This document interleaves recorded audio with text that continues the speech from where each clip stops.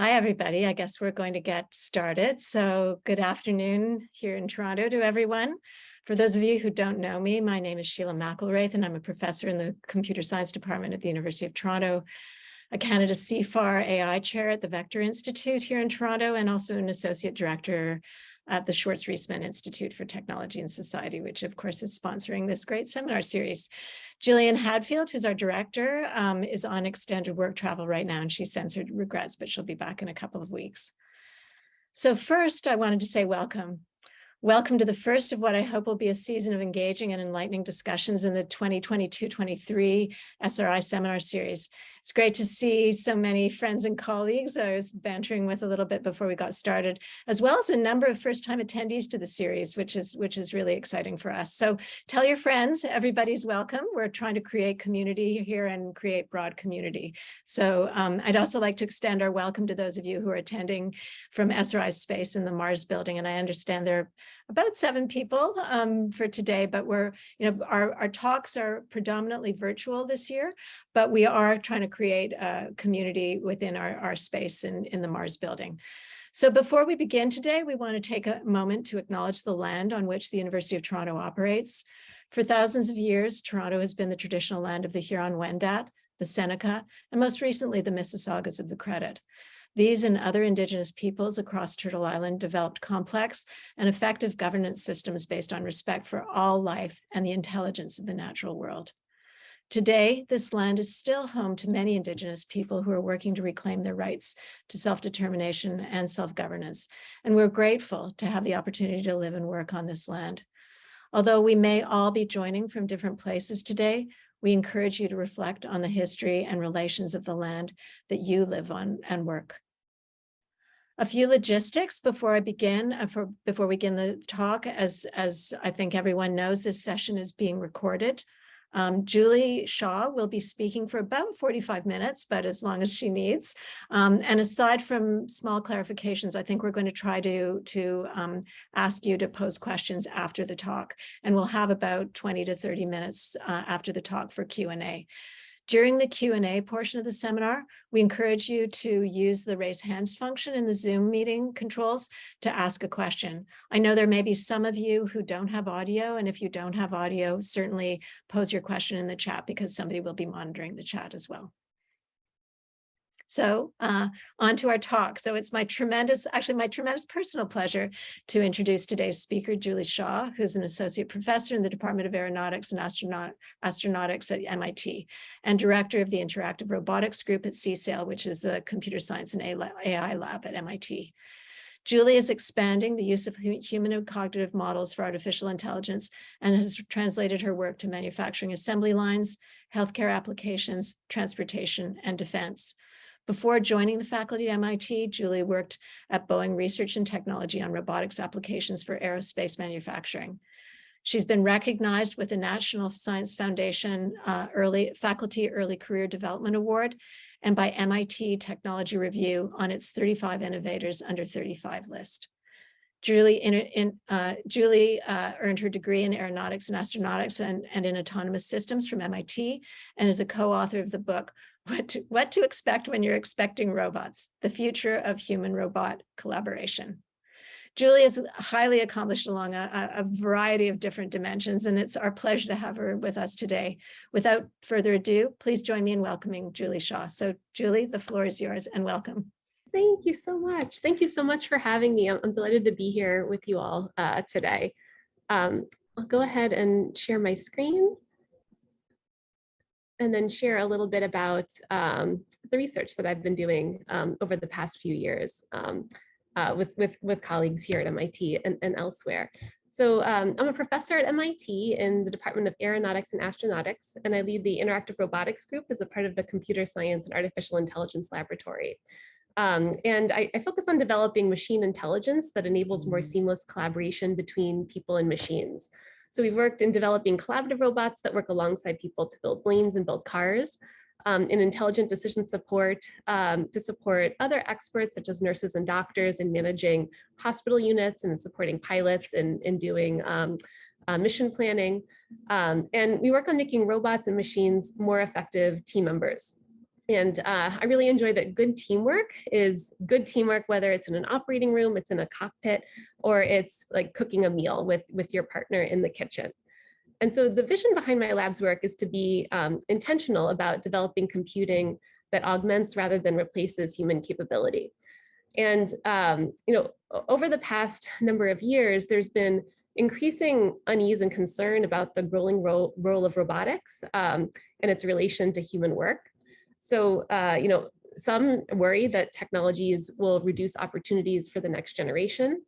There are studies that say that the problem is more immediate than that, and that half or more, a few years ago, so we came up that half or more of our jobs are vulnerable to automation, AI. And then most concerning, there are other studies from reputable sources that say that this future is already here. And so these are top-down studies that are looking at macro trends that are providing evidence that robots may already be supplanting our jobs at a fairly fast clip. For example, one robot may be eliminating 6 jobs in a community. And so, you roll this out as someone who works on these technologies, like many of us here, and it quickly leads us to a terrible vision of the future, like Judgment Day, which is a future to really discuss and aim to avoid. So at least we can all agree that this is not a desirable outcome for our future. So in 2018, MIT's President Reif, convened an interdisciplinary task force of researchers at MIT to investigate these claims and also to identify what we could do about it. And I had the pleasure of working on this task force side by side with colleagues in the social sciences. And the picture that the task force uncovered through those 3 to 4 years of work was much more nuanced and complex than this, view that jobs are being supplanted. And the research suggests that the problem is not that robots are taking people's jobs, and in fact, the problem may actually be the opposite. So looking at manufacturing, only 9% of manufacturers even have a single robot. And most of those robots are concentrated in very few, very large firms. And during the pandemic, when there was clearly a motivation to be able to, for safety and other reasons, make use of robots, actually fewer robots were purchased. Half of the users of industrial robots are termed low users, meaning that they don't even use the robots they have that much. And so the task force found that these top-down studies that are looking at these macro trends can be misleading. Technological change is replacing work, but it's also creating new work, and how it's doing that is highly context dependent. So on the other hand, bottom-up studies that look at the details of what's happening in a particular context. For example, I engaged substantially with the work in studying manufacturing. Those studies tell a different story. And so, to illustrate a part of this story here, here's some historical data looking back from the 1950s up to near present day, looking at capital expenditures per employee for firms of different sizes. So CapEx maps to investment in technology. And you can see that there's an acceleration in the investment of CapEx per employee for these large firms in recent years, but small and medium firms see a widening gap in that investment. And you compare this to a plot that looks at pay or wages per employee over the same time frame. And again, you see this gap, this widening gap between large firms and small and medium firms. And then finally, looking at output or value added per employee. And again, across the same time range. And you see an acceleration for large firms and a widening gap between that and small and medium firms. And so, the question here is, lagging investment in technology, lagging investment or lagging results in terms of value added and wages. Clearly, this is an issue for small and medium firms, but how big of an issue is it? So, what proportion of small and medium firms make up our manufacturing base? And it's actually quite substantial. So these small medium firms, they represent firms with 500 or fewer employees, and they represent 98% of all manufacturing establishments in the US, and they employ 43% of all manufacturing workers. So this is problematic because technological upgrading of these firms is linked to their competitiveness. And these small and medium firms are falling behind on all these measures. And there's great scholarship on this. Many of you are immersed in this scholarship. I was delighted to see a case study drafted by my colleagues that pursued this research, Institute Professor Suzanne Berger at MIT and Ben Armstrong. And so you can find this case study, The Puzzle of the Missing Robots, is a part of our case study series in social and ethical responsibilities of computing. And this is just a plug. These are 5,000 word or so, short essays that are suitable for inclusion in a variety of undergraduate courses. They were actually reviewed by undergrads in addition to scholars in the social sciences and in engineering and computing, and come with very extensive references and footnotes. And so, so Suzanne Berger and Ben Armstrong are basically describing in this case study exactly what we see in those charts, which is a crisis for these small and medium firms, which they term a low-tech, low-skill, low-wage equilibrium. So the challenge is that firms are not utilizing the latest technologies. They lack the skills to utilize these technologies, and they also see low wages. Upgrading of their skills would translate into upgrading of wages, and upgrading of technologies would translate into upgrading of skills, but they don't have the technologies or the skills to be able to break out of this zero-sum situation. So essentially, it's a stalemate. And just very, very concretely in the fieldwork that I've engaged in with my colleagues here, a firm of 30 or 50 people, they may have one engineer. And so, when we talk about, what's required to program and operate these robots, there's a gap typically. And so, the case study points out the obvious concerns over firms' competitiveness, but there's also clearly massive economic inequity here. So that leads to the next question of what's happening to the few firms that are adopting robots? Are they losing jobs? And it turns out that that's not true either. So technological change is replacing existing work, but it's also creating new work. And again, as I mentioned, how it's doing that is highly context dependent. So these studies that look at the details of what's happening in particular manufacturing firms find that, even within a given country, in some cases, firms may employ more workers after they introduce robots. Sometimes they employ fewer workers overall. So for example, in France, large firms with international markets employed more workers after the introduction of robots, but their domestic competitors in the same country actually lost workers after the introduction of robots. The studies from Canada, Germany, and the Netherlands show that there are changes in workforce composition. So a study in Canada, for example, found that the introduction of robots actually led to a reduction in the number of middle-level managers, but an increase in production workers. And in the US, we see examples of firms that adopt robots as offering higher wages to production workers, but fewer jobs overall. So the technologies are not deterministically leading to one future, but to many possible futures. And some firms are more productive. They saw increases in wages and job opportunities for technicians, some did not. So this evidence reinforces that the urgent problem may not be that robots are taking people's jobs, but it might be that robots are not doing the job for us that we need them to. Sorry.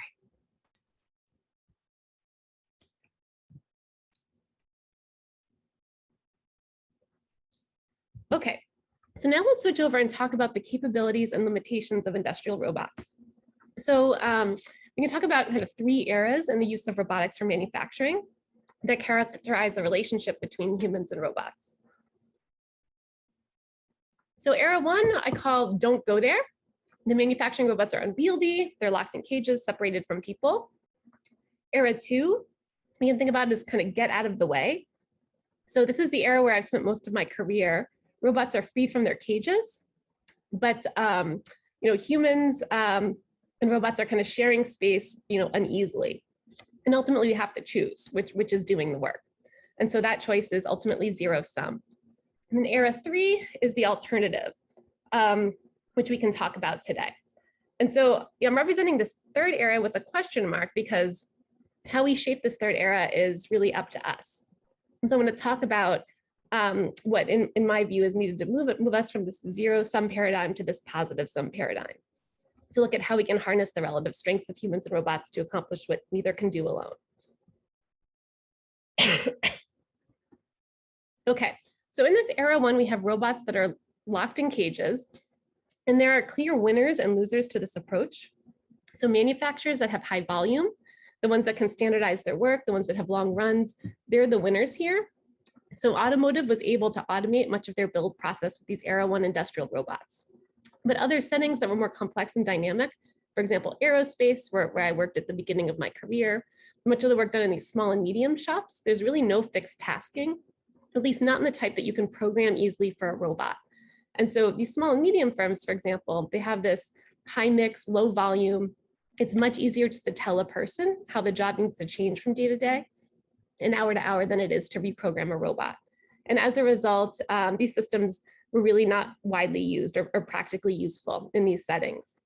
So between completing my PhD and starting on the faculty, I had back in 2010, which is a while ago now, I did have a unique opportunity to work out at Boeing on robotics for manufacturing for building large commercial airplanes. And I hadn't set foot on a shop floor before, and it was truly inspiring. And it's why I've worked in manufacturing ever since. It's just like a beehive of activity of people building out this incredibly complex system, incredible teamwork involved to accomplish that every day. And it really wasn't about just the physical work that needs to get done, but success really relied on people and teams being creative, adaptable, and flexible. So the challenge of these first era robots is that these cage systems, they entirely remove people so that you're trading productivity for flexibility. And really only a few large firms were able to do that and incur the high switching costs. So era two, so at the beginning of my career, it was incredibly exciting because we were able to do something different. I mentioned I spent time out at Boeing. And when I came back to MIT, I began a project with BMW. And we began working on developing robots that could be safely freed from their cages to be able to augment work in automotive final assembly. And so my lab focused on developing the AI that would enable these robots to flexibly share space and work more efficiently with people without cages. And so the goal of my lab's work over the last 10 years has been to make robots smart enough to work with people in this mode. So that means smart enough to have this system freed from a cage, freely maneuver around people on the assembly line, smart enough to coordinate work in that shared space as a person, which requires seeing a person as more than an obstacle, but someone who has tasks to accomplish on a timeline, and then also to actively collaborate, to work independently, to offer the right material at the right time. And so I'll show you a video here of the system that we developed and the sort of demonstrated benefits of a system that's able to do these three things. So this robot here is on a linear line, and there's a human associate that has work to do in this space. And some of the work requires coming into that shared work area that the robot moves through. And so the way this is traditionally implemented in industry is with a safety system. As soon as this person crosses this sort of line here into the region of the robot's workspace, the robot stops. So it's safe. The person enters the space, they do their work, and then they leave. And so, this is safe, but relatively inefficient because the robot is stopped for a long time. So it's actually called like the freezing robot problem, and it will destroy the business case for introducing a system like this. I learned through my collaborations in automotive that half a second can make or break the business case for introducing a technology, for an automated technology on a line. And so an increment on that would be, the robot allows the person to get closer. Instead of stopping when they enter the shared space, the robot stops as the person gets physically close to wherever the robot is at that moment. And you can see here that that can have unanticipated effects. In that case, the robot was actually blocking the person's access to that space. The person had to leave and then come back in. And so what we did was integrate the ability to be able to anticipate where the person would be through human motion prediction, and then plan in space and time online to accommodate that. So at this point, the robot predicts where the person is going to be, swept about 10 seconds into the future, and the reactive behavior that emerges is the robot falls back to make room for the person, and the person can complete their work. So this was exciting and valuable, but ultimately, looking at it, really this is an Era 2 robot. This is just about getting out of the way. So what we're gaining here is a little bit of flexibility, but what else we're gaining is just not enough. And that's part of the issue of low adoption, because ultimately even these systems that are more intelligent and reactive are still seen as zero sum. So that brings us to Era 3, which is the era that I want to talk about, which is how we break out of the zero sum. And so we have a clip here from Biden from a few months ago, from his infrastructure speech at Pittsburgh, which was quite exciting to me, because I'm going to call this the beginning of Era 3. So I'll play that clip for you and you'll see why. Work is made possible by funding from the Commerce Department. And they partner with engineers and researchers from Carnegie Mellon University who design the next generation of advanced manufacturing equipment, creating technology that work alongside workers instead of replacing the workers. In fact, Carnegie Mellon and the AFL-CIO are teaming up to make these technologies, make sure they're designed to support workers. Okay, so this is quite exciting. It's really outstanding to have this goal, supporting workers, augmenting workers, elevated to the national discourse and our set of priorities in this way. So the next question is, how do we make good on this? And that's the central question. So what does it actually mean to work alongside, to support, to augment? What are we trying to achieve with these technologies, and how do we measure our success? And the answers to these questions are critically important because they frame the success of the technologies that we're developing. I think one of the key takeaways for when I talk about this, especially with our students here at MIT, is that we're not innovating responsibly by guessing at the answers to these questions as to why automation and robotics can be good or can be bad. But it's really important to understand the actual problem we're trying to address and solve that. And the problem here is not necessarily that robots are taking people's jobs. So we have a set of decisions that we make regarding our technologies, their design, their integration, and how we make the business case for them.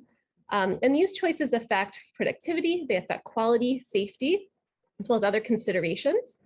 But beyond the normal set that we talk about, there are additional objectives and drivers for automation that in our extensive field research, interviews with manufacturers, OEMs, suppliers in the US and across Europe, that were identified in the course of that research. So we heard about the importance for engineering for skills and training. We heard about the importance for engineering for flexibility and low switching costs, as well as for economic opportunity for workers. And we've seen how when we optimize for the traditional considerations, such as productivity, quality, safety, we have relatively few applications that are limited to these larger firms in certain sectors like automotive or metals, and we see concentrated benefits for those technologies. But if we look to solve for the challenges in, for example, skills and training and flexibility and economic opportunity, there are many applications for automation and the potential for widespread benefits for workers and firms. So the dominant paradigm today is that an automation engineer, and I talk a lot about manufacturing because that's a sector that I've worked in, but this applies to use of automation driven by AI. We've also studied back office automation, automation in healthcare. This paradigm still holds, as I'll discuss. The dominant paradigm is that there's this automation engineer that translates the specifications of a domain expert into a robot program or a task specification for the AI. And we heard over and over about the need to better leverage domain expertise. We heard that the worker-centered approaches resulted in the most quote unquote impressive and successful applications. However, by design, line workers with domain expertise don't have the technical skills to program robots. So we heard that to change the equation, we need to be able to program the task and not the robots. And this requires designing for work-first challenges as well. making decisions as to whether programming is intended to be done by technicians without robotics and programming expertise, or by engineers who are relatively scarce in these small and medium firms. We see a variety of approaches. Some small firms take one approach, other firms take another approach. We also heard about the importance of engineering for flexibility. So the cost of the technology itself is really only a small fraction of that total integration cost. And integration is often performed by a third party. So there are very large costs to small changes or reintegration. And any small change, you have to go out and request that change. It limits flexibility from the point of view of the firm. It poses a high barrier to entry, and especially for SMEs that are so concerned about integrating these robots. So you might ask, do collaborative robots, these sort of safe robots that can be freed from the cage and work alongside people, do they change the equation here? And at least in this regard, the answer is no, not really. So there are a number of studies that highlight that some of the greatest difficulties of using these quote unquote kind of easy to use systems, as we saw previously with the Baxter and others, were that even if the robot itself was easy to program, it had to be integrated within a programmable logic controller for something as simple as like receiving a signal for stock that's ready to feed. And then that requires programming again. So it's really about programming the cell rather than just the robot. So the flexibility to change robot programs and tasking, reducing the switching costs, it's critical to overcoming those integration costs. Small, medium firms are largely locked out today. And so we need avenues that for introducing these technologies that don't lock them out. And then the third is that leads us to measurement. So in terms of how we value the technology and how we make the business case for investing in it. And so what's still missing here is the worker. So that means organizing the decisions around automation to make economic opportunities for workers in the firm. So you can translate this to wages of employees in a firm. When you upskill and train them to use a new technology like a robot, that comes with new training opportunities. It translates into increased opportunities for workers and higher wages for them. So a technician that receives training and acquires new skills will typically see a benefit in terms of their wages in a firm. Similarly, a firm can provide increased economic opportunity for workers by providing higher skilled jobs. So if you have more jobs for engineers, which have higher wages, versus jobs for technicians, that involves increased economic opportunity. So interestingly, we heard from our site visits and interviews that views that how these technologies were being valued was changing. That the traditional calculation one would use to value the introduction of automation, robotics, is a labor displacement calculation. It's very simple to do, very easy to do, but it's increasingly viewed as outdated. And the reason that we heard expressed for this was that collaborative robots are seen as something different. Their benefit isn't seen in supplanting human work, but it's seen in augmenting or assisting humans rather than replacing them. So technologists, we're making decisions as we develop our technology that impact how easy or hard it is for our robots to be programmed. We make design decisions that affect how easy or hard it is for them to be integrated. And then we design for particular objectives and ways that we measure success.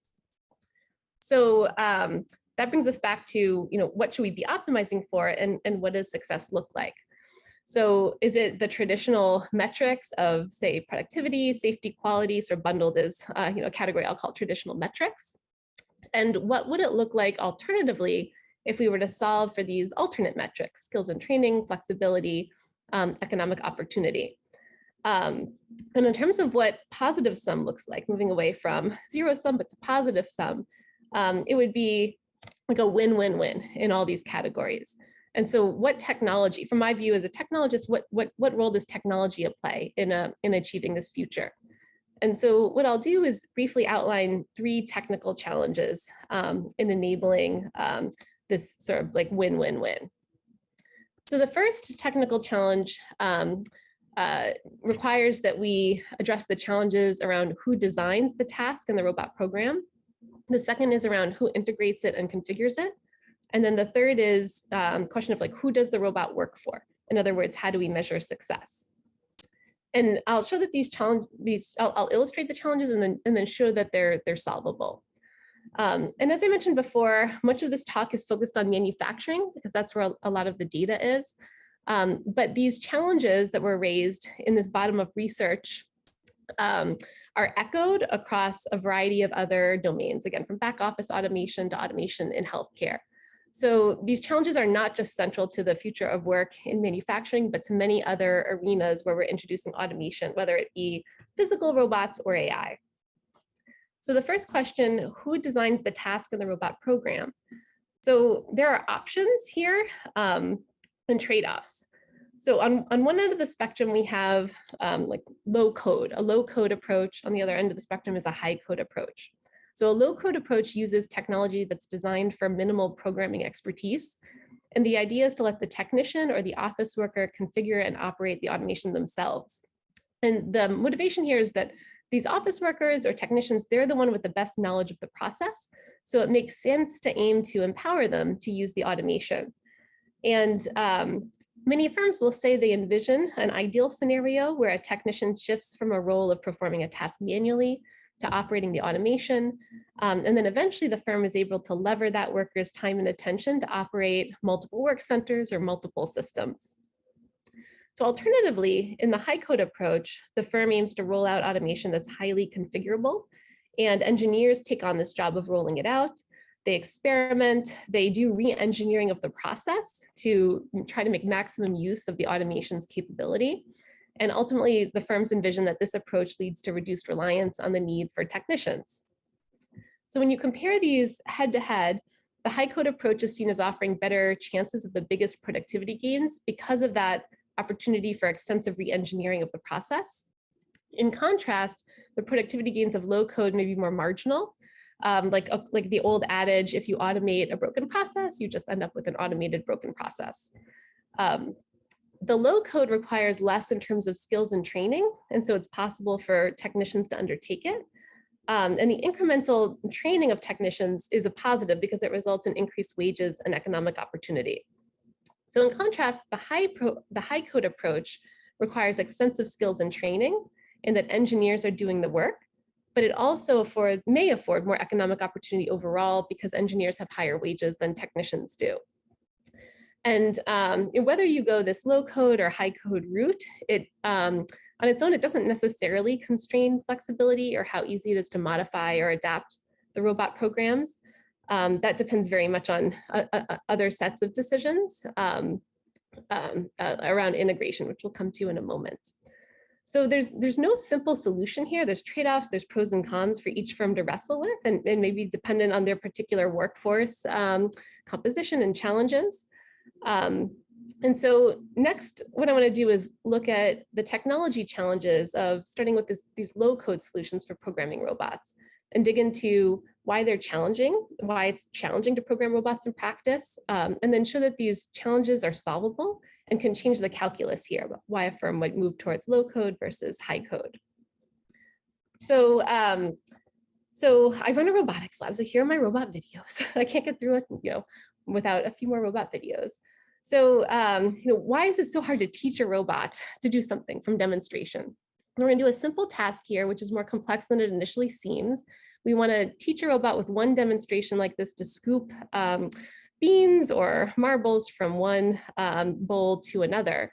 And you can see it involves activating geometric constraints so that those marbles don't spill out in the course of moving them from one to another. So it's a multi-step task involving active geometric constraints.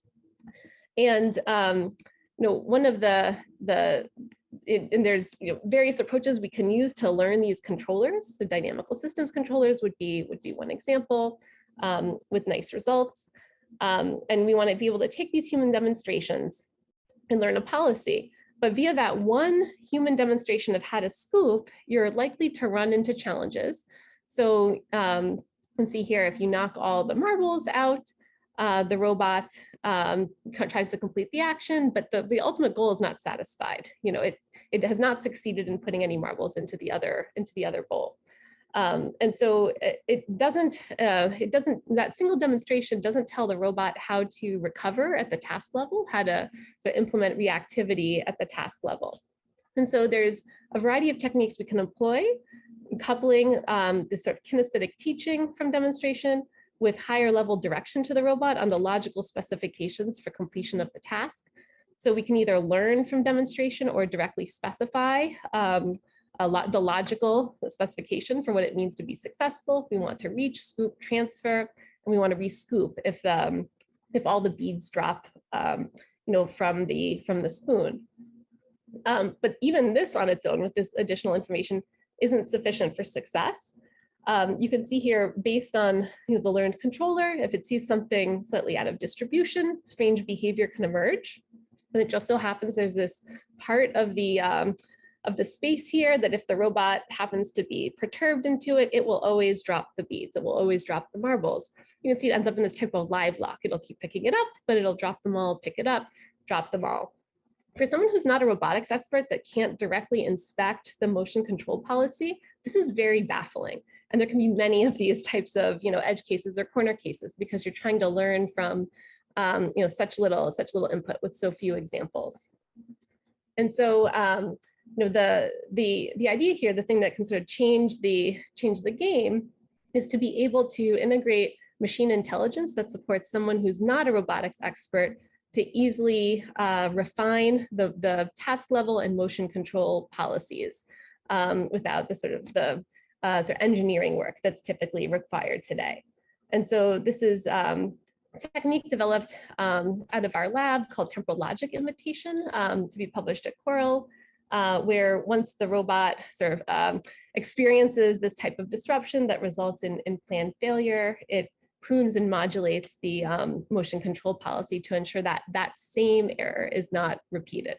And so this is a way in which via very little feedback and demonstration, a robot can at least not repeat the errors that it made previously and be able to make those updates without an engineer involved.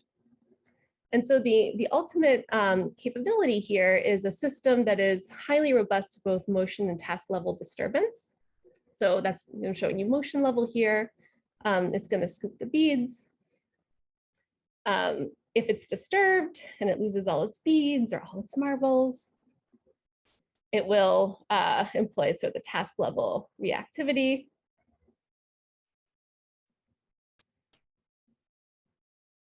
And if it's perturbed to a space in which it's not able to complete the task from the task level specification, in this case, the motion control policy has been pruned so that the multi-step execution will not experience the same error via the same disturbance.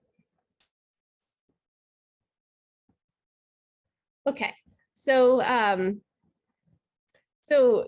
these technologies are quite exciting. My lab is not the only one working on these. There's really excellent research from other superstar researchers, Dorsa Sadiq, Matthew Gambale, learning from demonstration of positive and negative feedback, being able to learn interpretable control policies so that non-experts can more easily inspect them, understand them, and fix them up.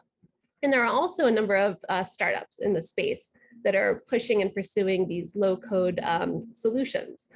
And so, looking at how these change the equation here, machines that are able to leverage one or very few demonstrations at the task level, that are able to refine controllers automatically on the fly as errors occur, can change this equation. So these technologies better enable worker-driven innovation. They make tasking the robots as easy as tasking another person. And they open up what I think is really intriguing to me and that can be studied further is opening up the possibility for greater experimentation by technicians for process re-engineering, which is typically done by engineers without the domain expertise today. So this makes for increased flexibility and it opens the doors to increases in productivity gains from a low-code approach as well. And so, the economic opportunity is different, driven by increased opportunity for engineers versus technicians. But you can see with the lever of these technologies, low code can become a dominating solution and sort of a win across the different metrics. So next, let's talk about the decisions that are made in integrating these technologies. There are options as to who integrates them, and then similarly, there are trade-offs. So again, on two ends of the spectrum, we see what's called top-down versus bottom-up integration approaches. The top-down approaches are driven by senior leadership. So the company will make some company-wide investment, bring in this third-party firm or consulting firm to basically make the automation work for them. It's a big investment for the firm. There's big motivation to find gains in productivity. But ironically, a third party may be limited in their ability to deliver on that because they typically have less detailed knowledge of the work itself. On the other side, there are bottom-up approaches. So this is where workers are empowered to be grassroots champions of the technologies. And this can make sense because they're the ones that know the intricacies of the tasks and the work to help determine what should be automated. The concern that's expressed in firms that pursue this approach is that workers are biting off these sort of like bite-sized, not too ambitious problems to try to automate. And you're missing out on the opportunities that you could see by drastically reorganizing work or re-engineering it. So that's sort of the caveat or the concern about the bottom-up approaches. So when we lay this out, the top-down has gains in productivity, but it involves bringing in a third party, which drastically reduces flexibility. The firm now has to go out to this third party or consultant every time they have a change that they want to make. And workers in the firm aren't gaining because they're receiving minimal training in the new technology. They're basically trained the absolute minimum and then told, call the firm if it's anything beyond this basic training you receive in a day or so. That third party is ultimately on call from then on. And that results in relatively decreased economic opportunity for workers in the firm. The bottom-up approach provides increased flexibility since the workers are trained and empowered to roll out the automation, but that involves a significant investment in skills and training. The upside is that it also comes with higher wages for those workers in the firm. So again, there's pros and cons here. But the situation gets worse, or at least more complex. Remember, we heard from manufacturers about the difficulties of programming the robots, but also programming the cell. And we also heard that the promise of collaborative robots in particular, and these other next generation technologies, was in better integrating the technologies with human work. So for Era 3 robotics to be successful, we also now have this new challenge that we have to tackle, which is an additional integration challenge, which is programming for that interdependency of human and machine work. This is one of my favorite papers to refer to. This is an ethnographic study conducted by Bilge Mutlu and Alison Saupe a number of years ago, again with the Baxter, but it really illustrates this point well. And so, the challenges of programming for collaboration. Here are some select quotes from interviews they did with workers and firms that were employing the Baxter. So, he, the robot, just had a hard time doing work, especially when he goes down. I'm like, what's up? Feels like I'm babysitting my grandkids. Another quote, sometimes I write down on my timesheet, Baxter was not a team player today. And a third quote, I started working here long after the robot got here. I have no clue what to do to fix him. Him helping would be good. And so you can sense the frustration here. And so, this is an additional challenge that needs to be addressed. So let's look at the technology challenges associated with these bottom-up solutions, and what might it take to bring these bottom-up solutions to be a potentially dominating solution. What makes them hard to work in practice? So remember from our prior example here, when we were teaching the robot how to scoop, how confusing it can be. The robot is perturbed, it's put in a state that leads to failure. For someone just to watch the robot, it was set up, it was taught, everything was going well. There's some small disruption or disturbance that's a little out of distribution from its training or its programming, and now suddenly it doesn't work. This is sort of what you're experiencing in these Baxter quotes, like it just worked, but now it doesn't work. I have no idea what in the environment is causing this. So it's a total mystery without a robotics expert inspecting the learned controller. And I'll tell you, as a roboticist, it's often a mystery to roboticists too. It takes like a fair amount of work to figure these things out. So here's another example that puzzled us in the lab. We developed a controller to reach to both sides, a dynamical systems controller to reach to both sides of a table. For some reason, the robot would only successfully reach to the left side of the table. And so why in the world could it only reach to one side and not the other? So, and what's worse is that these are like the lucky cases where we identify the problems in advance before deployment. Finding all the relevant failure modes is basically like finding a needle in a haystack. So the opportunity here is in developing intelligent machine assistance for this type of integration and test to be able to reduce the reliance on a human expert that has deep knowledge and expertise in the automation. And so there are a number of exciting works that show what can be possible along these lines. Work from USC, Stefanos Nikolaidis, last year at RSS presented an approach for scenario generation through what he terms quality diversity optimization. And essentially he's simulating scenarios that can reveal failures in a human-robot interaction system with this type of interdependency and collaboration. And he developed, because you can imagine the more interdependency and collaboration there is with an uncertain entity like a person, the more of these possible edge cases or failure cases there could be. So he developed a novel set of techniques for being able to efficiently search the high dimensional scenario space and identify a set of diverse scenarios that can span the quality metrics that a designer cares about. And then identify the set of scenarios that will span the types of problematic situations that may arise. A set of techniques that sort of is more goal directed from someone trying to inspect or understand behavior of the system is valuable as well. So our lab developed a technique that we call ROCUS, Robot Controller Understanding via Sampling, that enables you to investigate a model in a more goal-directed fashion. And it's a Bayesian approach to sampling environments that result in a behavior of interest. So for example, a user can query environments where the robot has minimal obstacle clearance. There's a host of other behaviors that could be important as well in robotics. You might want to assess how legible the robot's behavior is, how much it deviates from a straight line.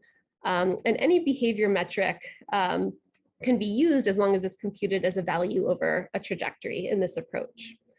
And so using this approach, we were able to, in this setting I was just discussing, relatively quickly identify that the reason the robot was only able to reach to the left of the table was because of a small asymmetry in the kinematic chain of the robot.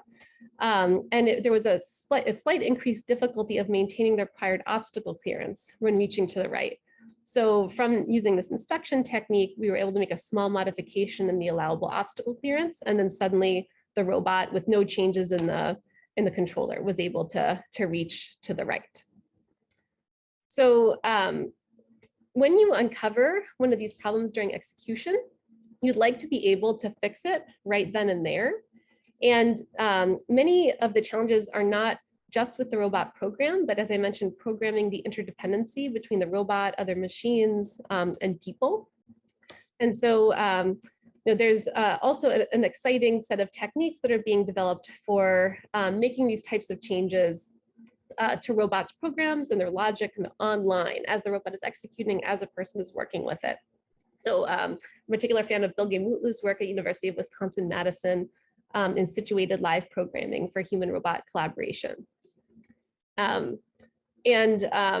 He's able to show some interesting results that using this, you can increase the flexibility or the number of strategies a person can program or employ in accomplishing the work with the robot. So it speaks to that goal of increasing flexibility in use of the robot as well. So going back to our table here, and looking at our trades between top down and bottom up, machines that can assist in integration and test, that provide new flexibility in programming for collaboration, can provide more opportunities for technicians without the extensive training to experiment, to figure out how to re-engineer a process, and can potentially find bigger gains in productivity as well. So, these technologies can change the equation here and move us beyond that kind of zero sum. And again, make a bottom-up approach driven by technicians, potentially a dominating solution. So lastly, I'm looking to wrap up. I'm going to talk about who the robot works for, and what we why what we optimize for as we're designing these systems really matters. So let's look at the traditional objective of optimizing for productivity. So based on the trades we've discussed, and this is the way things stand today, if you're optimizing for productivity, you're pushing firms to this higher code, top-down approach for the introduction of automation. And that's actually what happens today. But what we trade for this is in flexibility and economic opportunity for workers in a firm. So what if instead the primary challenge for a firm was their workforce? So what if the firm were to optimize for incremental skills and training when trying to bring in new technologies? So based on the trades we discussed, this approach constrains productivity and economic opportunity. Now, finally, what if we were to optimize for flexibility and economic opportunity? So these objectives are of particular value for workers, but also the firm. So in our interviews and site visits, we asked, as you're introducing technology, like, what is the goal? Where do you see this all going? We just ask, is your goal ultimately a lights out factory? And we got a variety of responses. But the response was not uniformly, we're headed for a lights out factory. And this was the quote of one of the interviewees. He said, why would I want a lights out factory? A factory without people is a factory not innovating. And that's true. It's humans that drive innovation. So what would it look like to instead design for flexibility and human potential to enable this? And what can it look like if we employed the technologies that we discussed? So, enabling a person to come in, demonstrate a task, through trial and error, the system supports the person in providing the most valuable feedback to refine the controller in an automated fashion. A system that assists in integration and test in identifying those edge cases, enables the person to make quick adjustments to the logic of the program online. Sorry. And so what I'm going to do is finish out with a video where we employ a few of these technologies to support a person working with a robot to prepare sandwiches at different stations. So in this line of work, a person will demonstrate via active learning and a few examples, sort of the sequence of what it means to set a dinner table, or to express the ordering constraints associated with the sandwich. They'd specify via trigger action pairs and situated live programming, the robot should maintain a certain distance from the person as you're collaborating. And there may be ordering constraints or preferences in how either the robot does the work or the person does the work that's learned through demonstration. So in this work, the person has performed the task independently. The robot's developed a predictive model of where the person will reach based on the trajectory so far.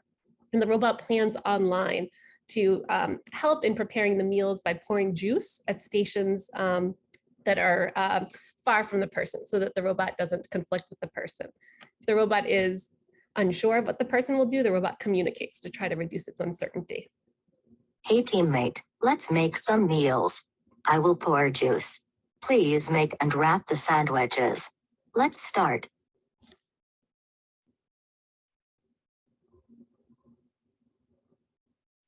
Please make the next sandwich at 2.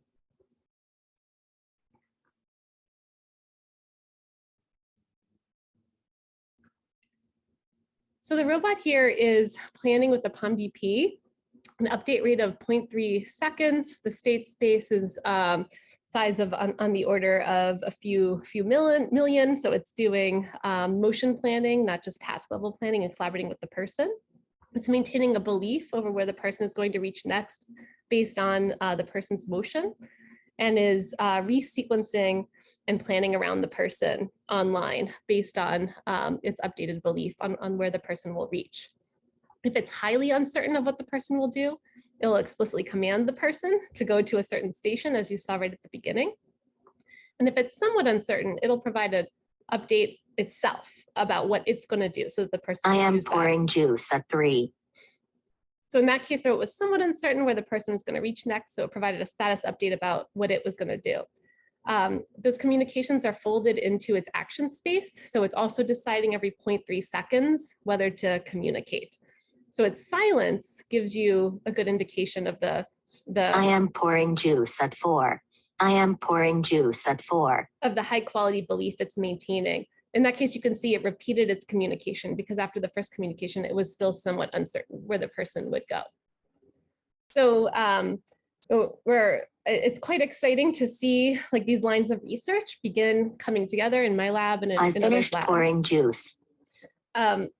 We've been working the last few weeks implementing a deployment and they call it an experience. We call it a demo. We call it a museum experience in MIT's new museum, where museum goers will interact with our robot to teach its motions through kinesthetic teaching, the dynamic systems controller approach I described, to be able to demonstrate logical temporal tasks like setting a dinner table and have the robot query and learn the logical steps associated with a multi-step task like that. And then museum goers will be able to prepare sandwiches with this robot via this similar to this video that I just showed you. I'm told 6,000 people a day will interact with this robot. It's going very well so far. I think it's going to work. If you come to Cambridge in the October and beyond timeframe, I think you'll be able to come to the museum and try all these out. And so this is all just to say these technologies are we're hardening them, they're escaping the lab, and I think they can be truly transformative in how we work with and make use of robots going forward. And I finish out this talk by trying to say all of this sounds really hard, but we've done hard things before. I'm faculty in Aeroastro here at MIT, and my predecessors in this department were the ones that developed the guidance and navigation computers for going to the moon, Doc Draper, colleague Larry Young in the department. And I find it just really fascinating to look back at their early papers as they tried to reconcile the role of automation in machines and how they would support astronauts in doing this very unreasonable and uncertain task of landing on the moon. And this paper is just a really great one to look at because it traces the evolution of, at that time, was essentially direct manual control of airplanes, where people served the entire function, including the navigation function and delivering mail across the Midwest, to laying out an architecture for human-machine collaboration that was quite sophisticated and complex, and ultimately built out mission control concept, augmented by automated systems for information acquisition, for decision-making, control, and planning. Ultimately, these great success stories that we have for automation are really not about the automation. It's about the human-machine system, designing for the human-machine system. And much like in the days of Apollo, there's a recognition then, which you can trace back to these historical works, of the role of automation was not to supplant the role of the pilot. It was to make human teams perform better and do things that they could not do otherwise.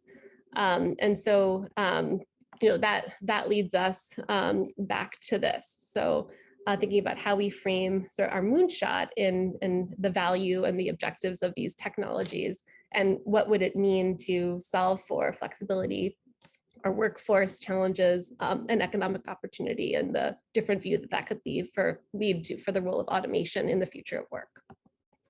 And so with that, I will wrap up and look forward to the discussion. Thank you so much. Thank you, Julie. That was really interesting. We're pleased to move into our discussion period and welcome questions from all of our participants. So for everybody there, please use the raised hand function to let me know you have a question.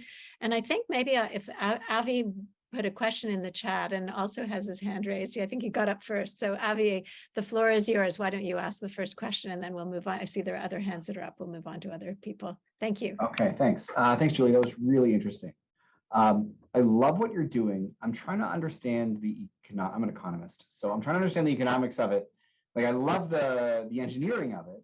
And in particular, if a firm becomes, if a company becomes much more efficient, presumably by saving on labor, they might be able to do more, and that actually might lead to more labor. We don't build things with shovels. We don't build things as much with shovels anymore. We use machines, and those machines allow us to build a lot more stuff. So how do I reconcile that view with what you're accomplishing, or do you not care about that, which is totally fine. So that's consistent with, I think, prior studies of the introduction of automation, but also the firsthand studies. So last year we've been running something we call an automation clinic, where we've been engaging with and meeting with, if it's in Ohio, it's via Zoom. Sometimes we send researchers out, but engaging in person as well with a number of local small and medium firms in the Massachusetts area. To be honest, in my career, I've spent a lot of time on the shop floor of Boeing and BMW, and hear about the challenges in robotics and automation from these big firms. And it's really interesting to hear about it firsthand, and like the sort of calculations and how these firms are thinking about making the business case for these technologies. And there are some great success stories from these small and medium firms along the lines of what you're describing. So many of these, like, they're like outlier superstar firms that we're trying to do case studies on and talk about, why they've been so successful when many others are struggling. And they have these sort of like these calculations that they're aiming to do on productivity of their workers that involves this sort of builded phase of, I can make use of this automation in this way. I can increase the local productivity of the work center in this way.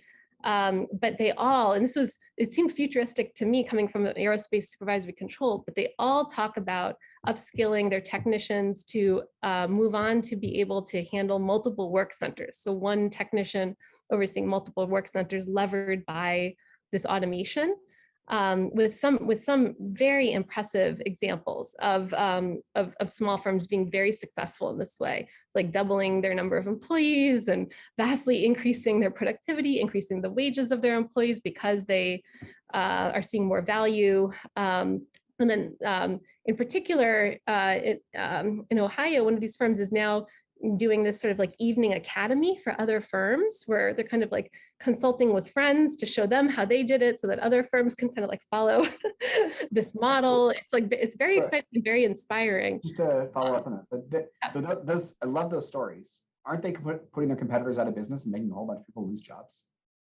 I'm just trying to reconcile this.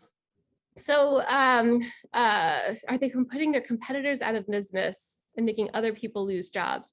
So it seems much more of my close collaborators on this, Ben Armstrong and Suzanne Berger, would have more to say, but the relationship appears much more cooperative than that. So it seems that, sometimes two firms sort of like are bidding in direct competition, but other times one firm is like subbing out or shopping out something to their other firm. And it's just this sort of like complex relationship of collaboration and some competition. But the workforce challenges seem to be like very significant for them. And the community colleges are not keeping up. So like many of sort of the training schools don't even have like a 5-axis CNC machine, like never mind an industrial robot or a collaborative robot. So having the ability to have more flexibility in the workforce of bringing people in that are more skilled in using these technologies, they seem to be coming together around that as like a shared advantage for them. And there's a lot more cooperation and collegiality than it seems competition. So at least with the ones that we've been talking to. But I was quite surprised that the community colleges and sort of other training programs just aren't meeting their need is what we've heard. So yeah. So Abby, if you don't mind, maybe we'll move on. I think Julie, thank you. That interesting, good question, interesting answer. Torin Klassen, Torin, I see you have your hand up. Yeah, thank you. Yes, that was a very interesting talk. So you talked about how we have decisions to make regarding automation and what we should be optimizing for. And I was wondering who exactly you think that we are in those sorts of expressions. Because I would sort of imagine that by default, those decisions will be made by the manufacturing companies themselves, who don't necessarily have society's interests at heart. So the decisions are being made by the manufacturing firms themselves. I think so in doing this research, you know, I was surprised to learn about the lagging use of robotics and automation in small and medium firms. But when the task force got underway, like in one of those first meetings, I was asked to give a presentation on like robotics and industrial robots and collaborative robots. I never even got to my own lab's research. It was sort of like background, and I ended the talk with they were like, well, why aren't these used everywhere? And I was like, they're so hard to program. And I was going through with them like what's required to program them. It turns out as a part of the site visits and interviews, we did not just interview at small and medium firms, but a large set of multinational firms, a large set of professional and trade organizations. All the same challenges were echoed by those large firms. Like all these are pain points for them too. Just the calculus is like just different enough where in those settings, like they've been able to make use of these systems, and it's just an insurmountable barrier for other types of firms. So the challenges are articulated across all of them. We have a brief from the Work of the Future task force, which is made for more sort of like a public audience. And then we have like a very detailed technical report published in Foundation and Trends in Robotics on those site visits and interviews. On barriers for the use of robotics and automation. And they were all echoed by the large firms as well. So I don't think that there's as big a chasm between the two, but definitely a different calculus in where the technology can be made successful today. Thanks. Yeah, thanks, Julie. Thanks, Torin. We'll move on to Atrisha, who I see is next in my ordered list of question posers. Yes. Thank you, Julie. That was such a great talk. So I have two questions. So first question I have is a kind of a more general one. So do you think that the main driver for economic opportunity would still be these jobs where you have a human and a robot interacting and sharing a common space or a common collaborative goal under a single company? Or will it be, do we have to rely on new jobs, which comes as a secondary effect of the increasing productivity that we see due to increasing automation?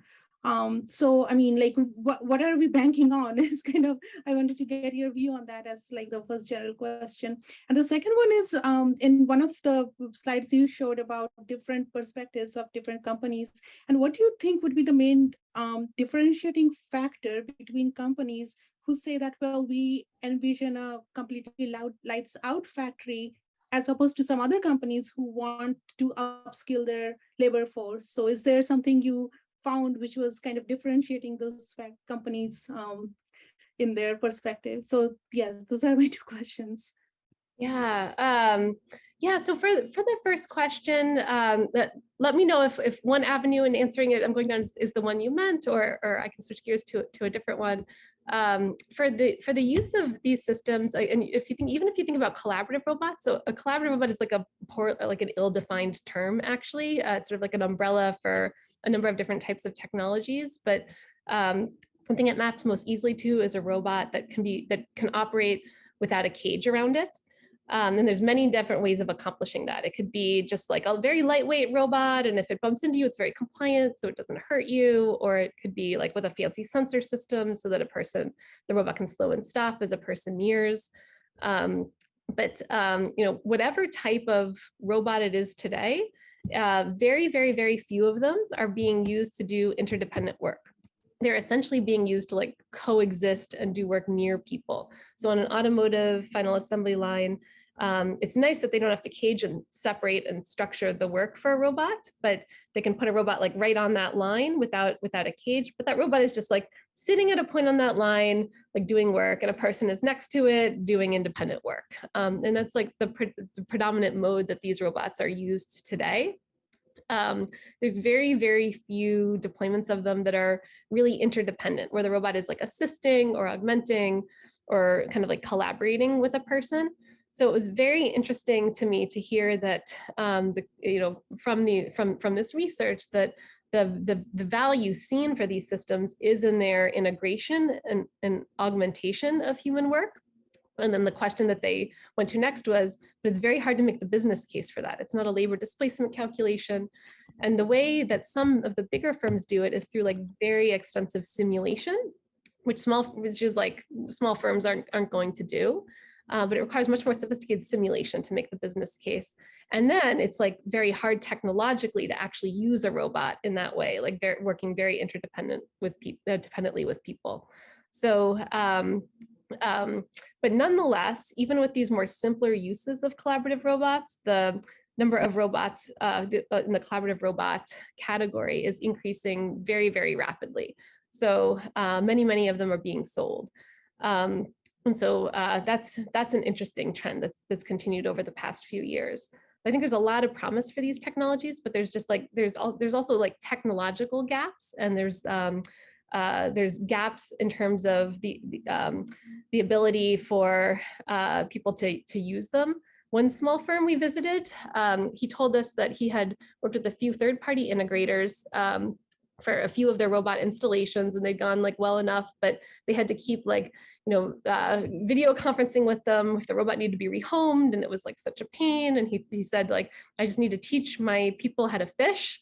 So he gave one of his like technicians a year with a universal robot and said, just see if you can take a year to see if you can program it. I was like, does he have any background in programming anything? No.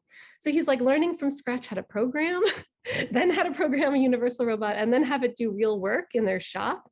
And it seems as though there's a lot of opportunity to make that process much easier for people who don't have the traditional expertise in programming and robotics to do it. I think that was meant to answer your first question. You have to let me know if I actually addressed your first question, and then remind me your second. Yeah. So I'm going to interject if that's okay. We have about 8 minutes left until 4:30, and I have a queue of people, and I just wanted to, so Graham, Daniel, Godwin, and then people at SRI at Mars. If we will pause at 4:30 to let people who have to go, but if Julie has an extra 10 minutes, it seems there's a lot of appetite for asking you questions. So if you're willing to stay a little bit longer, then maybe that will be the plan. And just so people who are waiting with their hands up know that their turn will come. If anybody on that list has to leave at 4:30, let me know, wave your hands wildly, and I'll let you bump the queue. Anyways, yeah, so Graham, why don't we take your question now? Hi, Julie, and thanks for the talk. I guess I have two sort of tangential questions, and one of them I'm interested in, and feel free to answer either. I'm interested in sort of tacit knowledge and institutional knowledge, and I'm curious. It makes a lot of sense. We're going to sort of see, maybe robots aren't replacing human workers, but maybe they are replacing human roles. And I'm sort of interested internally to affirm how you sort of, this is a big conjectural question, but how you sort of see, in line with the importance of tacit knowledge to sort of, or institutional knowledge to actually doing anything, how you see robots playing into that. And then the second one is sort of thinking about, there's some work in economic history that's interested in sort of, firms that have de-skilled in order to strengthen bargaining power against labor. And so I'm interested in how you sort of see that playing out, the potential for that, what firms might be more prone to doing things like that and whatnot. Great. Yeah. So for the latter question, I don't. Unfortunately, I'm not able to comment because I'm not familiar with that phenomena, and even in my conversations with my colleagues, unfortunately I can't translate something to, but that's very interesting. So I'd love to learn more in a follow-on conversation. For the first one, I have I've thought about that a lot and worked on that in my research, as have many others. So it's often very difficult for people to directly express how they do a job or all the considerations involved in it. I've personally studied that in depth in studying the work of nurse managers on a hospital unit, on a labor and delivery unit. So there's like, it's essentially this one nurse, a nurse supervisor that does the job of air traffic control on a labor and delivery unit. When we studied it, so she actually does a job that's like computationally more complex than that of an actual air traffic controller and without any decision support. And it's much like an air traffic controller. Air traffic controllers say they're a very select set of human beings, air traffic controllers. There's very few people that can do that job. And they say they were like sort of born to do it. They feel like it's their calling. These nurse managers, these resource nurses, describe their job the same way. This is their calling. They were born to do this job. There's very few of them that can do it. And it takes years or decades of apprenticeship to do it really well. And there's no codified training process. The whole thing is so fascinating. And so we had a project for many years working to learn the resource allocation and scheduling strategies that they use from observation and demonstration with them. They may be able to tell you some of the features that they use, like the things that affect their decision making, but the actual rule set will be highly underspecified. And they often leave out like key features that even matter in their decision making, just because it's very hard for a person to express. And we literally spent a year with them, like shadowing them. Like one of my amazing PhD students who's now faculty at Georgia Tech, he essentially learned how to do their job. So. That's a real phenomena, but one that machine assistants can support. So the technology that we developed there, the motivation for it was to break free of that one-to-one apprenticeship model and to be able to better encode the strategies and heuristics that nurses use. And we employed that in a high fidelity simulation environment where the motivation was to train up novice nurses to be able to emulate the performance of the very, very expert nurses at doing the job. So now totally fascinating to me, in this automation clinic, I learned that technicians in these small and medium shops, like they typically require 1 to 3 years, on average 18 months, to be able to do the jobs that they're doing satisfactorily independently, not be masters at it, just like be able to do it independently without someone like standing next to them, coaching them or like addressing whatever they're, I don't know. I don't understand. I know something about their job is really hard. I know I would fail to do it because when we had a prior project with Honda in developing a clever robot to help in the install of dashboards, like they gave us one of their dashboards in the lab. We watched associates do it for days. We took motion capture of them doing it. We did like time and motion studies of it. They said, okay, now we're gonna bring it to your lab and you can do tests with the robot collaborating and helping with this. And like of the 9 students in the lab at the time, only 1 was able to install the dashboard ever in our lab. It's like a super tricky thing with like feel and fit. And like, I was never able to do it. So like these tasks that these people are doing, that they're learning to do, they're so challenging. It just like feels a little overwhelming to think about a robot learning, on some comparable time frame to do something that it takes a human being 1 to 3 years to learn how to do proficiently. So that's something that I'm very, very interested in understanding better and pursuing on the robotics side. Thank you. I wanted to add to that, but I will not do so. We're almost at 4:30, so I think maybe we'll just pause for a moment for those who have to leave, and if people want to unmute if they'd like to. I just want to officially thank Julie for such a fascinating presentation and a fascinating talk. I think your talk has really highlighted the need for multidisciplinary work and the importance of it and the benefit of it, and really understanding not just how to solve how to solve problems, but what problems we should be solving. And so thank you. Then that's precisely the mission of Schwartz Reisman Institute. So thank you for such an engaging first talk for our seminar series. So please join me in thanking Julie. And Thank you so much. and for those who need to go, please go. And I'm hoping that those who have their hands up can all stay a little while longer, and that we can take a little bit more of Julie's time. Thank you for your generosity, Julie. Thank you So for having me. Yeah. This is really yeah. So Daniel, I think you're next up.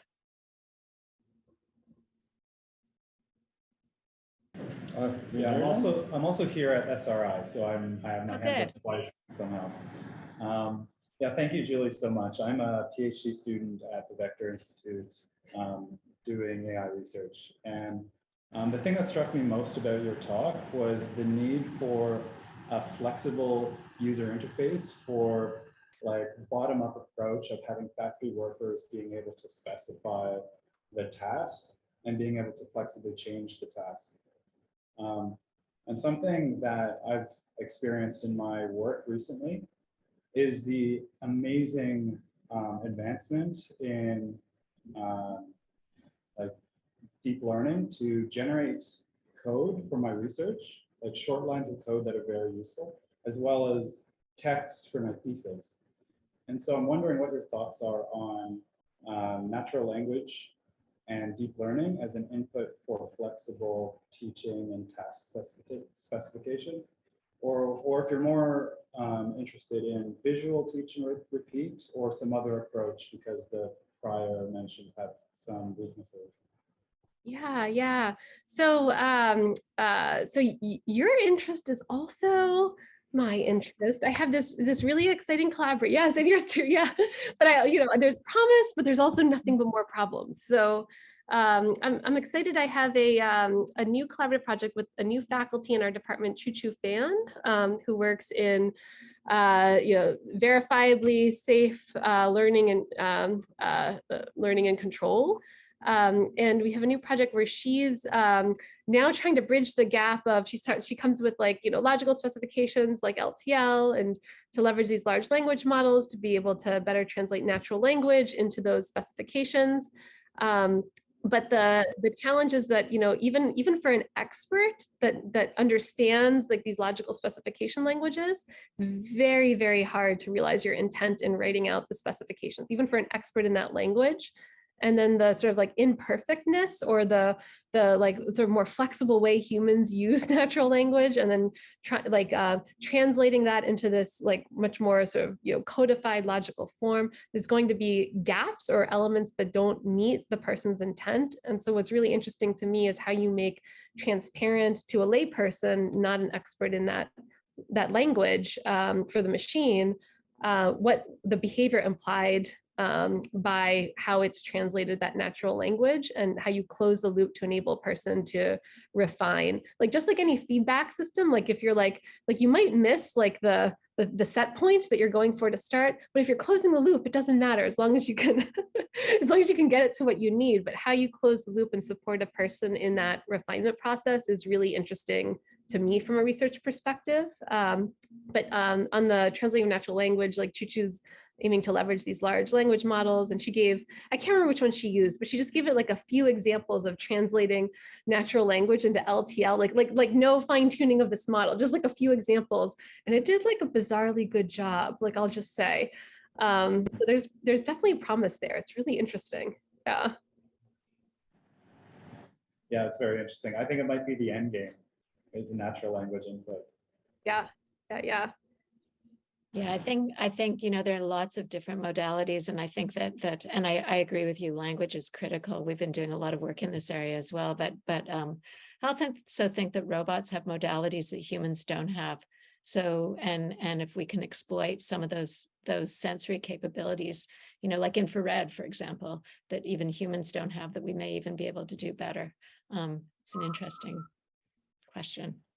anyways, Daniel, thank you for the question. I'm going to move on to Godwin, and Godwin, maybe you can give some, I know who you are, but maybe you can give some context because it's so great that you're here. Thank you. Yeah. And thank you so much for the invitation, Sheila. I have a little bit of a different background, perhaps, than some of the people in the room. I work for a Canadian federal government funding agency that supports R&D for small to medium businesses. And this problem of digital technology adoption, particularly in Canada and particularly in manufacturing in Ontario in Canada, has been a long-standing problem. So I very much, I love the direction of some of the work that you were bringing forward, and gets the wheels turning for me a lot, because I see these companies and we're out there, and the way that we look at it is we're kind of trying to use a carrot, which is money, to get more companies to invest in developing some of these technologies that we believe are essential to their capability to be more competitive in the future. Yes. So, one of the comments that I wanted to make in terms of the analysis, because we deal with these companies a lot and we face many of these objections all the time, which have to do primarily and frequently with efficiency in adopting new systems and just cost, right? So many of these companies, it's not that they're unaware of automation opportunity. It's a matter of making a risk-based judgment call about whether they can afford to do so compared to the other things that they need to do. And I think, what I started to think was I loved the approach that you guys are taking of looking at different dimensions for optimization in order to kind of facilitate that conversation. But the thing I wanted to add to that process, perhaps, or make a suggestion to think about, and I'm happy to follow on after with anybody about it, is that the manufacturing landscape, particularly for small to medium businesses, is partly defined by long-standing supply chain models that exist, particularly for large companies in automotive. So if you look at the automotive industry, for example, many of them, the reason that they outsource and the reason that they use small to medium businesses is to outsource specifically the productivity gain associated with certain kinds of manufacturing. And therefore, they don't have a motivation to do the other dimensions for optimization, because that's all they're being asked to do. Yeah. So the way that those small to medium business might get business is by being cheaper than the alternative. And for them, in their relationship in supporting these larger manufacturers, it's just not part of the equation for them, which makes it hard for them to make that investment because they kind of have to do it in the background. So my comment is primarily to say, I think it's important because if you look at automotive versus healthcare versus some of these other industry domains that you're talking about, it's very important to look at who derives the value and who derives the intellectual property within the whole supply chain context, right? Because if a small to medium business wants to do, for example, the manufacture of a car part in a different way, they're often constrained by not being able to do so because the car manufacturer doesn't want that, right? Request for changes, modifications. Exactly. Yeah. Exactly. So I think where I've seen it be successful, because I do a lot of work in AI adoption, is when you motivate the companies with a different dimension, like you're doing in your research. However, it often has to come in a kind of very innovative way. So for example, when you look at the history of automotive, the Japanese car industry in terms of how it developed, basically it developed at a time in the 50s and 60s when everybody thought you should make the same car in the same way all the time. And they revolutionized the industry by saying, you know what, we're going to do the problem nobody wants to do, which is make lots of variations on vehicles, small run vehicles, because our market is smaller, and be able to transform the manufacturing line faster. And then that's how just-in-time came, Toyota Way, all that kind of stuff, right? So I think many of the AI innovations, when you look at the supply chain constraints, I think it can be motivated by doing things like new dimensions. Oh, we can make many more variants, or we can bring new ways of doing something online faster, but it has to be kind of a completely different dimension of improvement because they're otherwise constrained by the supply chain to be like just about efficiency. And so they end up not having the time to do that and otherwise. So anyway, I I know No, I've just been going on for a long time, but That's wonderful. Thank you so much. That's additional, very helpful things for me to think about and chew on. I know the supply chain in Suzanne Berger's research and Ben Armstrong. I know the supply chains are very important. In particular, it seems they found that DoD contracts and the long-term stability of them would reduce that sense of risk in investing in automation. But the risk associated with the resources itself. So here's something I find fishy. Okay, so I've been in multiple firms where they made like a 40K like splurge purchase on like a little desktop 3D printer, but they see immediate, like it's not, they can print out a part before they machine it, and they can like make toys out of it, and it's like immediately engaging. And a collaborative robot costs less than that. Like a collaborative robot should be like an equivalent splurge just to try and see what you could do with it, but the firms don't seem to be doing that.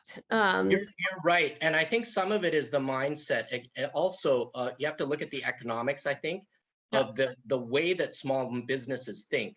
So, a lot of small businesses which are owned, particularly things like family businesses or businesses that have a bit of a tradition, they have a long history of remembering failures. So, they don't necessarily stay on top of the cost of implementation of new systems. And this is something we face all the time as advisors for these companies, because you may bring in something to say, hey, have you looked at revolutions in computer vision or robotics? It may not be the problematic road that you saw before, because many of them will have 20 years ago tried a robotic solution, perhaps faced resistance from their workforce, spent $1 million on it, and then failed. And then so when you bring it up again, this history persists for a long time. And so it is a challenge to try to precipitate those changes. But a lot of it, I think, is primarily because it's driven into them by the supply chain need over and over again. Hey, it's got to be this price. And so it's only when they have gaps or when the industry slows down that sometimes they think of investment. Yeah. Anyway, I could go on for a long time, but it's very interesting research. Thank you so much. It's really great to meet you. Yeah, I'd be interested in following up and chatting more sometime. Thank you. Yeah, Godwin, thank you. The fascinating remarks, and you've enriched our meeting today. So thank you so much for coming. And you get the last word. So I'm going to officially draw this meeting to a close. Thank you, Julie, for spending the extra time. And again, thank you so much for sharing your wonderful work with us. It was really, really fascinating, and as was the discussion afterwards. So for those of you who are still here, please join us next week for a talk by C.T. Nguyen, who's an associate professor of philosophy at the University of Utah, for a talk entitled Transparency is Surveillance. I look forward to seeing everybody all next week on Wednesday at 3:10. Julie, you're invited back if you'd like to come as well. And again, thank you so much.